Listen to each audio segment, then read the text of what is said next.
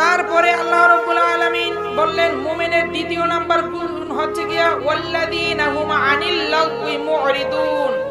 মুমিনগণ কখনোই আনিল লাগwi মুরিদুন, গীবত শিকায়ত করবে না। কি করবে না? গীবত শিকায়ত করবে না। আমরা আমাদের কথা অনুযায়ী একটু উত্তর দিব। আল্লাহ রাব্বুল আলামিন মুমিনদের প্রথম গুণ কি বলছেন?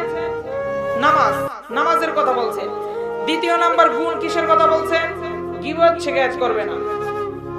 গীবত শিকায়ত করলে আল্লাহ রাব্বুল আলামিন এর ব্যাপারে কঠিন শাস্তি রেখেছে, যেইগুলো মুহাম্মদ সাল্লাল্লাহু আলাইহি সাল্লাম মিরাজের রাতে জাহান্নামের ভিতরে দেখতে পেয়েছেন। বলি আস্তাগফিরুল্লাহ।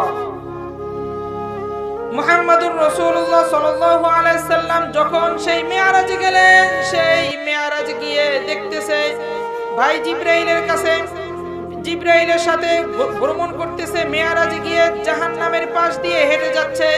যখনই সে জাহান্নামের পাশ দিয়ে হেঁটে যাচ্ছে, তখন দেখতেছে এক ব্যক্তি তার নিজের হাতের নখের মাধ্যমে নিজের শরীরকে এইভাবে ছিঁড়তেছে। বলে আস্তাগফিরুল্লাহ। নিজের শরীরকে ছিঁড়তেছে।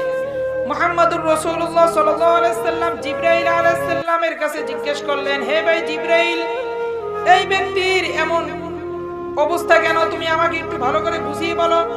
এই ব্যক্তি কেন নিজের শরীরকে ছিঁড়তেছে? আমি আরো আযাবের অংশ দেখেছি, আরো কিছু কিছু ব্যক্তিদের উপর আযাব দেয়া হচ্ছে, কিন্তু দেখা গেছে তাদেরকে যখন আযাব দেয়া হয় তখন নিজে আযাব থেকে পালানোর জন্য দৌড়াইতে থাকে। আর এই ব্যক্তি দেখি নিজেই নিজের উপর আযাব দিতেছে, নিজেই নিজের শরীরকে ছিঁড়তেছে। এর কারণ কি?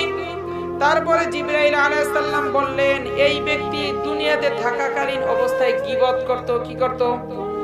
গীবত করত। এই কারণে গীবত করা যাবে? গীবত করা যাবে না। গীবত করলে তাহলে আপনার জাহান্নামের ভিতরে নিজের শরীর আপনি নিজেই ছিঁড়বেন। বলি আস্তাগফিরুল্লাহ।